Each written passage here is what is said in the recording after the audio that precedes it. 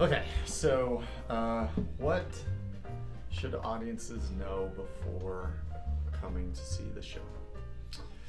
Well, the original production of Follies it opened in April of 1971, so this is pretty close to its 50th anniversary, just a month off, which is great.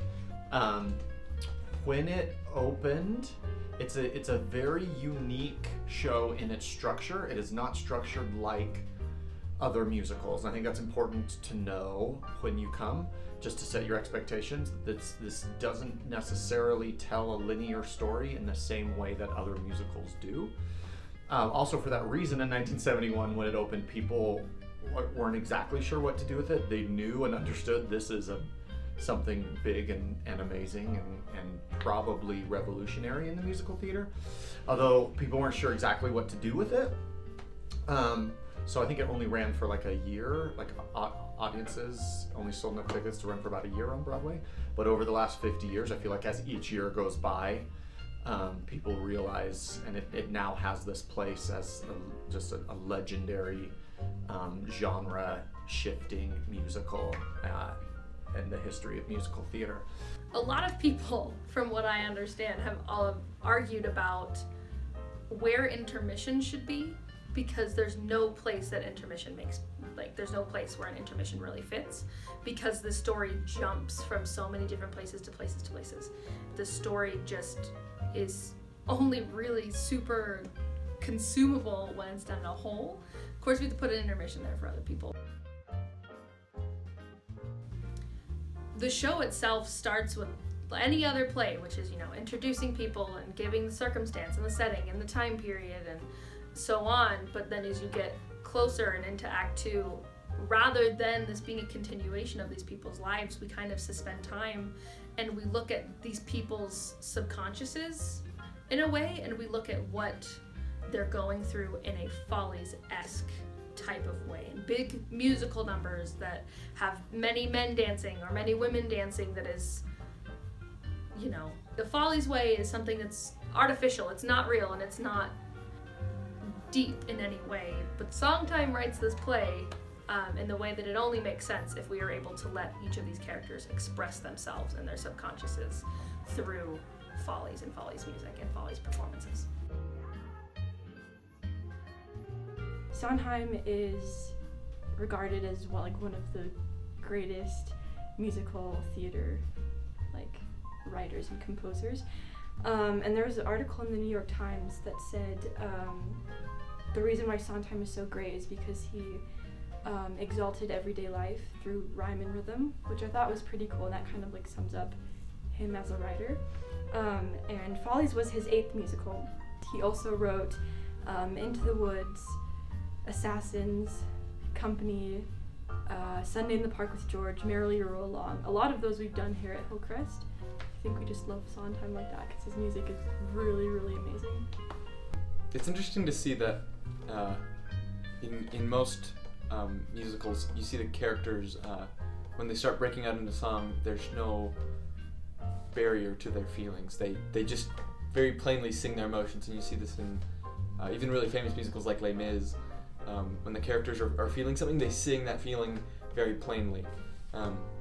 But it's interesting to see in Sondheim, and specifically in Follies, that when characters do break out into song, it's more human, and it's more like still trying to shelter themselves from how they're actually feeling. And a lot of the songs, they're flat out lying about how they feel. In Buddy's Eyes is a good example. Sally is singing about how great her husband Buddy is, but in reality she's singing it with the subtext of how much she loves Ben and how much she wishes she could be with Ben. Similarly, in the song The Road You Didn't Take, Ben is singing about how happy he is with his life choices when it's very obvious that he's not. And if you're not looking for that, if you're not understanding that, if you're not seeing that with a Sondheim eye, you're gonna get confused. One of the character studies that I love a lot, that I think not everybody necessarily pays attention to, or at least goes to the depth of that character, would be Sally. But that kind of has to revolve back around Ben and the tethered relationship that all of these 4 characters have to who young Ben was. Because the inability that young Ben had to love himself and to value himself and take care of himself has affected each one of these people in such a magnitude that it has almost ruined all of their lives completely.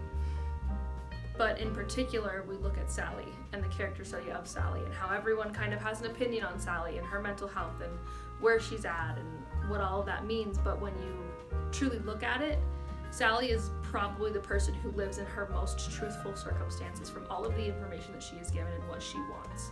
Whereas Phyllis lives in the situation but can't necessarily live her truth because she's a politician's wife, or because she's just like Jackie Kennedy, her living room is in vogue, and all of these specific things.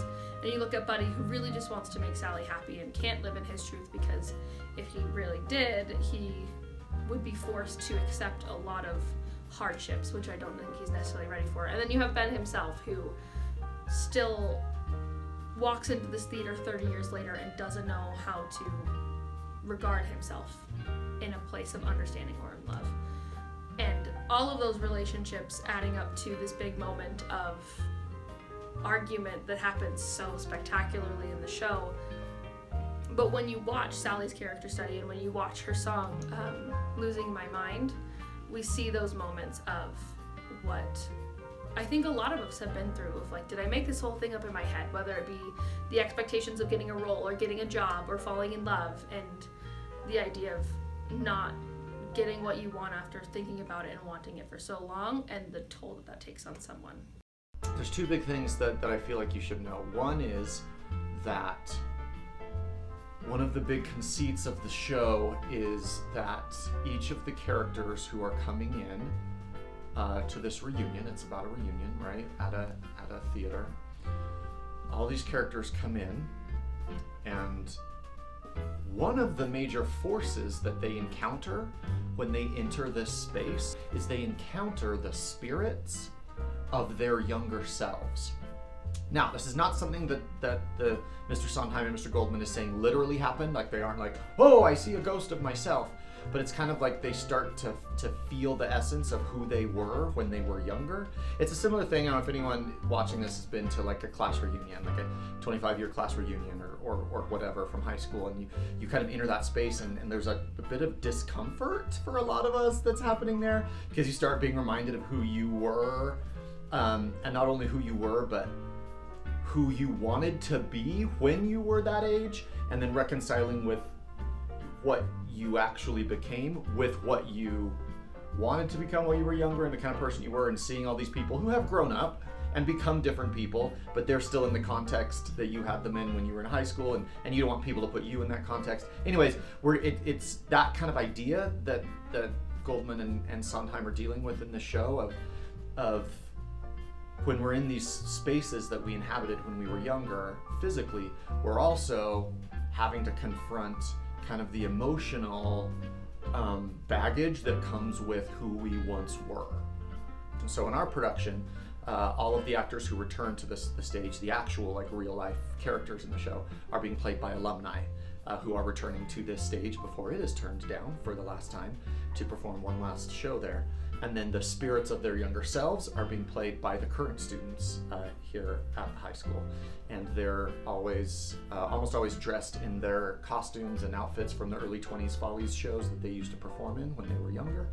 And that's how you can kind of tell the difference between the ghosts and the spirits of their younger selves and who they are. And sometimes, this is where it can start to be, it gets a little bit avant-garde, is there are times where a character will literally confront their younger self and sometimes have conversations or be affected. They're having a conversation with a real person and the spirit of their younger self is like speaking to them, and they have to deal with that.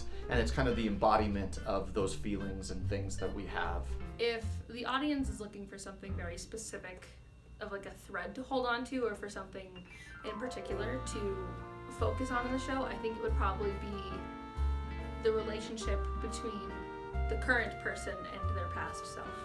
And that we see a lot of different relationships. We see people who ignore their younger selves, people who, you know, are able to come to this party and then withdraw from their younger selves and move on with the rest of their lives. And some people get really validating experiences with their younger selves. So it kind of can be hard to keep track of who's important, whose storyline, and who is a ghost and who is not a ghost, and those types of things.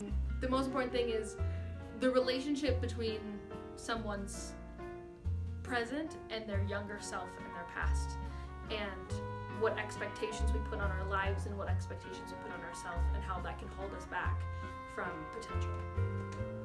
The second thing you need to know is halfway through the second act, something happens. I don't know how much I want to give away, but again, it's very avant-garde. It's if you try to frame it in the structure of normal musical theater that you're used to seeing, you will not know what to do with it. So I just want to set your expectation that, like, be prepared for anything to happen. The Follies shows that all these performers, the characters in the show, that they used to perform in when they were younger in the 1920s and 1930s.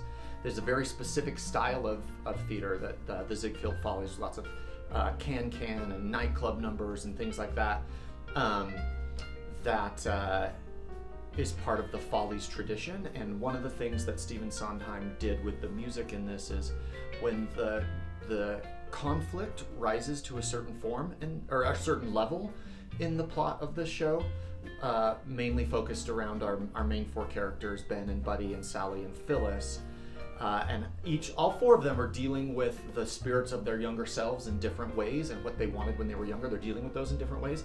And when that comes to a head, the four of them with the four of their younger selves, and there's really nowhere else to go, they basically have a group meltdown and a group emotional breakdown. And Stephen Sondheim plays with the genre of 1920s Follies shows to get us even further into their inner psyche.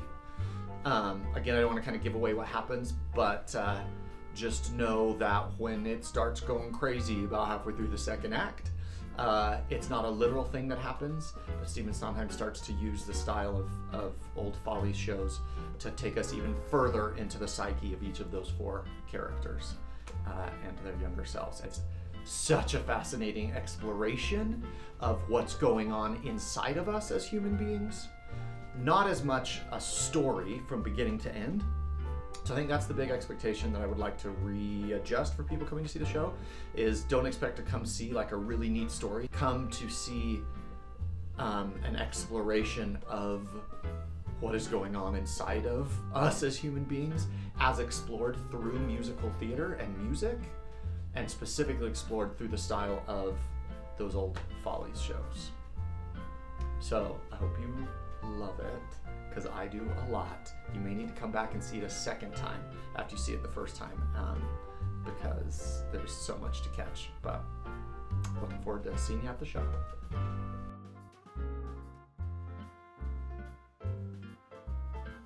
The thing I'm most excited for audiences to see is probably like how much the